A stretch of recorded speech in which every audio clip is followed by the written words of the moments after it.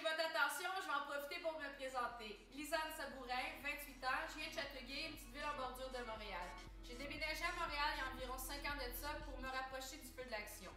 Je peux dire que j'ai un parcours assez éclectique.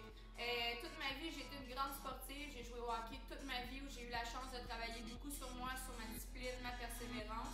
J'ai joué avec les gars au hockey jusqu'au niveau junior. J'étais gardien de but. J'ai aussi eu la chance d'aller jouer dans l'Ouest canadien où j'ai été commanditée pour jouer là-bas pour l'équipe locale. C'est des expériences de vie qui m'ont fait grandir. Je voulais peut-être avoir un peu plus de sérieux à ma vie. J'ai commencé à étudier en publicité marketing.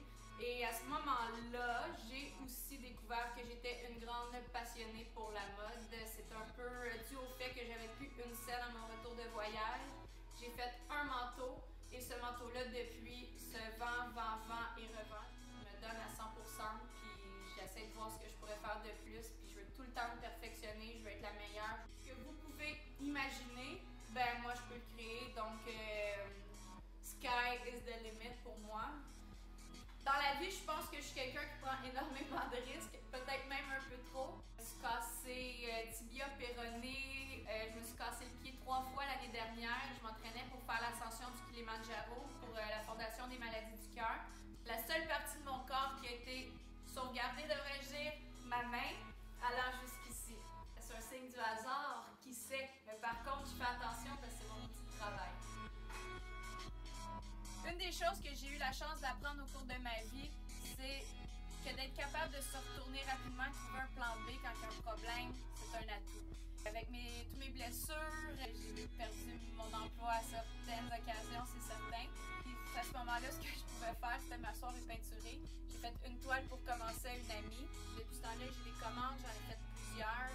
Tranquillement, pas vite, je commence à afficher dans des restaurants. C'est une autre branche à mon art, qui est quand même un peu reliée à la mode. À chaque jour, je me réveille.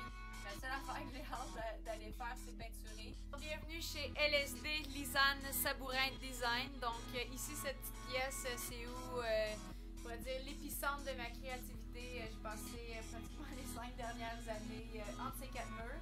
Comme vous pouvez voir, l'espace est assez restreint.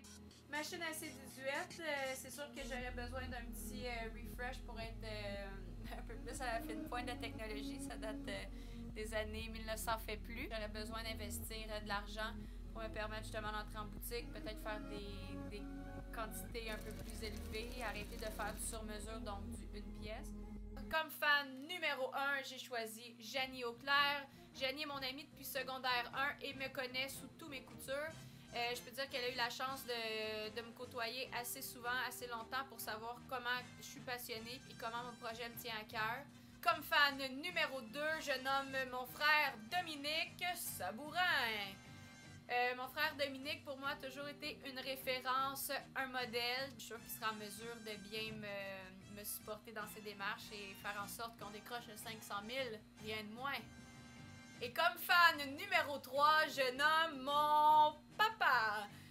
Mon papa est sans doute la personne qui a la capacité de me ramener sur Terre le plus rapidement possible. J'ai tendance à voir la vie en rose. Et mon papa, je l'aime beaucoup et a tendance à péter ma balloune et me ramener sur Terre. J'ai tendance à faire à ma tête, donc on va voir! Et quelque chose que j'aimerais faire avec ce 500 000 $-là, ce serait un peu de rattraper le temps perdu. À l'âge que j'ai, c'est sûr que beaucoup de mes amis déménagent, s'achètent une maison et tout. Avoir une propriété à moi, avec un atelier où je pourrais créer, c'est sûr que ce serait quelque chose de super agréable. Ce serait vraiment, comment je pourrais dire, extraordinaire. Là, ma mère m'a beaucoup appuyée dans mon projet. Elle a toujours été là pour moi, dans les beaux moments comme dans les moments les plus difficiles. Donc, j'aimerais ça la gâter. Ça fait longtemps qu'on parle d'aller en Angleterre, mais encore là, c'est sûr que j'ai pas les moyens actuellement. Ce serait un beau moment mère-fille qu'on pourrait vivre ensemble. Têteuse!